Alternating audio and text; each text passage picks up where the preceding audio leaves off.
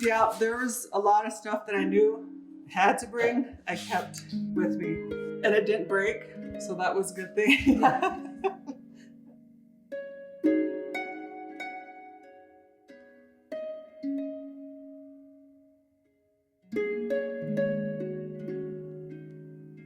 Well, when we came, everybody just had a backpack. You know, you just take what you need, and because we couldn't afford, getting a U-Haul and everything.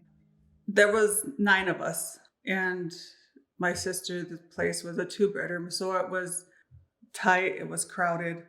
We were scattered from my sister's to my niece's house, and so all of us, we weren't never together. My son used to say, you know what, I don't feel right not going to school. I need to go to school. So it was either, you could stay with them for free and kids could do online, but my kids needed to be, in school. I just grabbed all my kids and we started looking at different places. We couldn't find any place. So we went to a motel. We were there for 4 months. That was very expensive. That was where all of our money went. And it was bad because I know the kids needed things. I had to pay for the motel, so we know, where we're going to sleep tonight. There was times when we did have to check out, and I would tell the kids, a lot of times you have to go to school, and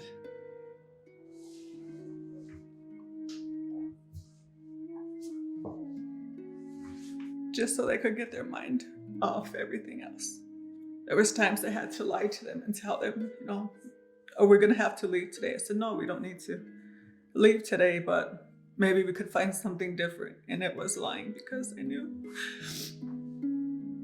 we had to leave and I didn't have the money to pay. The uncertainty and the stress of, not knowing where we're going to go. Kids would go to school. My 9-year-old grandson would say, Grandma, where are we going? Where are we going to be tonight? And I said, I don't know, but it would be someplace good. I promise. I said, don't worry, because that's my job. It was hard.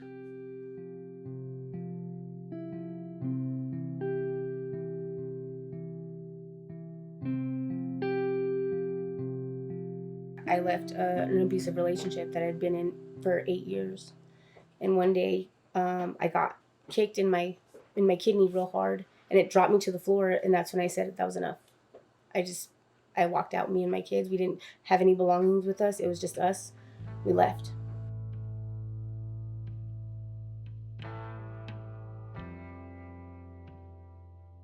So we were sleeping on friends' couches that could pick us up from wherever we were previously staying, or towards the end of January, beginning of February, we were able to stay in a hotel for like maybe a week. Then went back to couch to couch to couch to couch.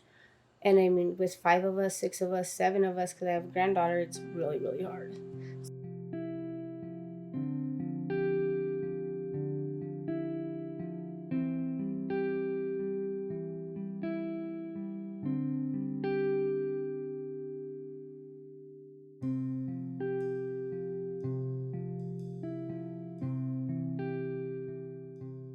You fill application, everybody wants a fee.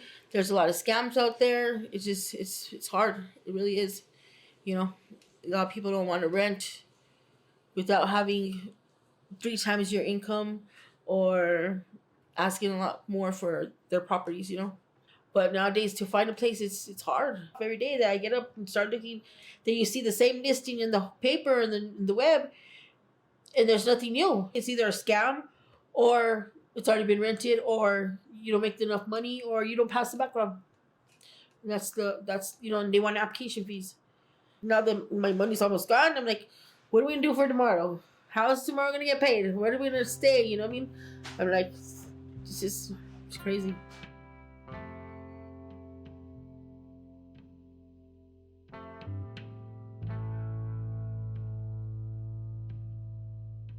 I think the most difficult part of having the kids and then before they got taken and living in somebody else's house with them is kind of like walk on eggshells, I guess, around people, or kind of feeling like an inadequate mother for not being able to provide for them.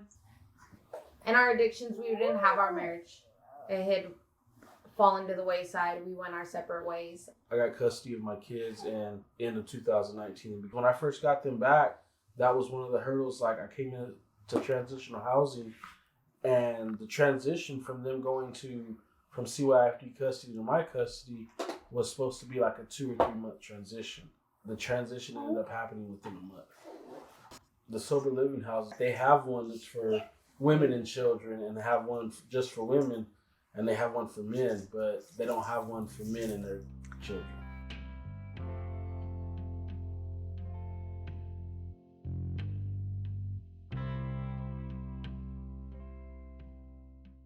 Came in to the Hawthorne. They said we have 90 days. We didn't have renter's insurance, so the fact that we probably weren't gonna get, our couch, all of our belongings, that we just moved in, recovered because of that.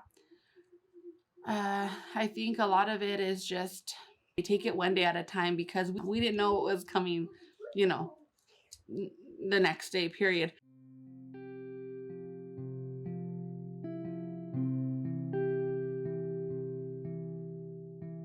I moved back in with the kids and him, and it was like our family was just reunited again.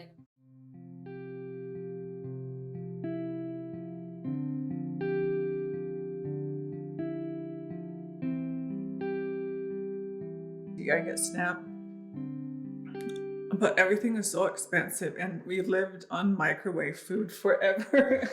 And I said I never want, to eat that again. But we had people, bringing us food, and that was the best thing ever.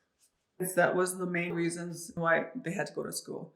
You get a hot breakfast, you get hot lunch, because when you come home, it might be whatever we could get that day. The hotels were not the best. It was hard because we didn't have a stove, so typically I'm a cooker, I like to prepare meals, and so being in a hotel, there's no stove. So it was, the kids are like, well, we're hungry.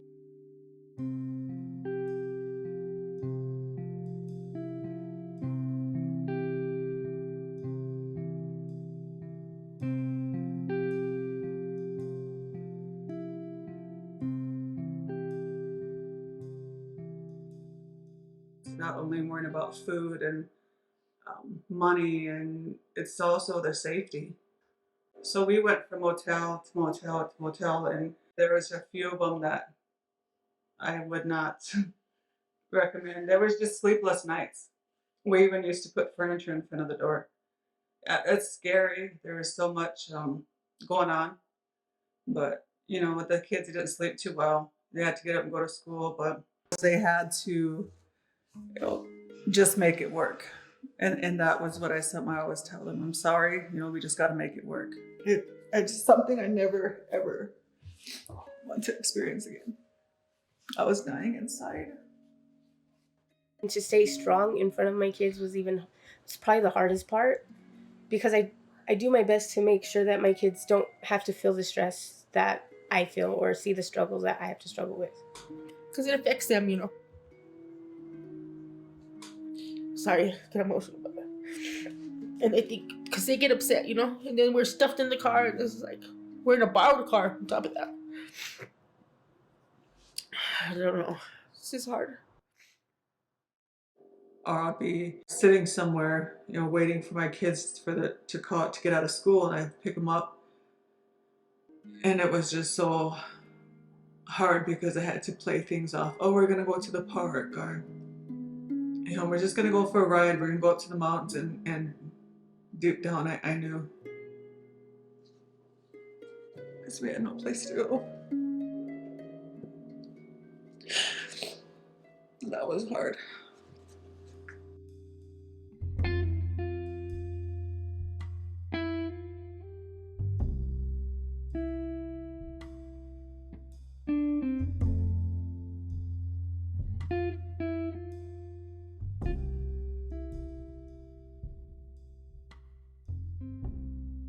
Asking for help was essential to, getting the kids clothes on their back and shoes on their feet, jackets because it was cold. It was wintertime.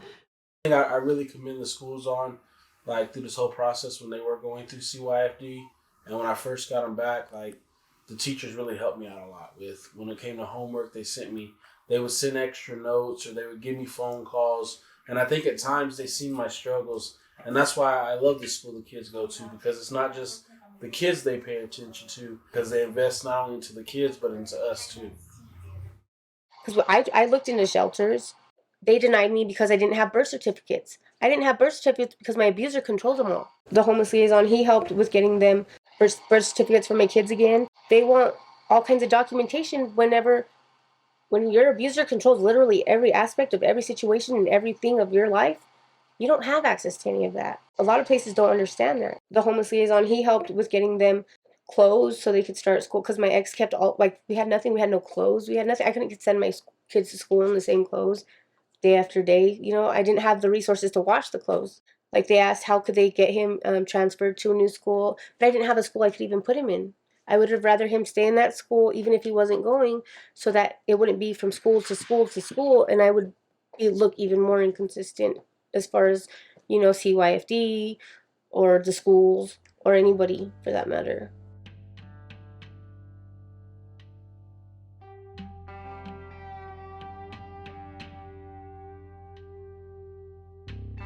They were at a point in CYFD custody where they were getting ready to adopt them out if we didn't get a home. From the homelessness to the losing our kids to the state to the getting them back and overcoming addiction and breaking the chains that were put on our family, and I think our hearts are with being a light for other people that struggle. The time that we had to stay in the car, that I finally called the Community of Hope. And they said they were going to help, but, they were really busy. And honestly, just out of the blue, I got a call, saying, we have a house, it's a 4-bedroom house, but you could come and look at it and tell me if you love it. And I just said, I already love it. Anything is better than I love it already. And they, they kind of laughed, and we came to see it, and we signed everything right there. And it took a little bit longer than we thought. They took over a month. December 22nd, we came to look at this house. Yeah, we came January 25th, and I just can't describe it. I mean, really, just to have your own place, it's awesome.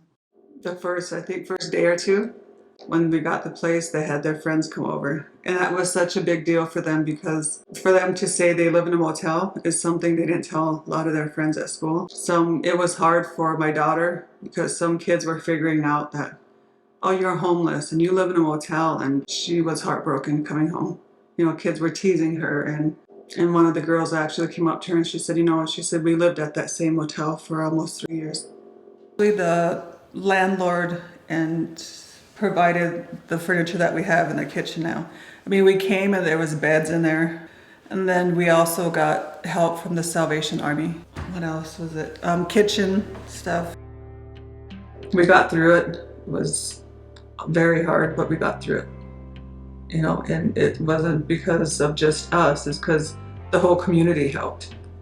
Because of them, we have furniture, they brought food, they bought snacks.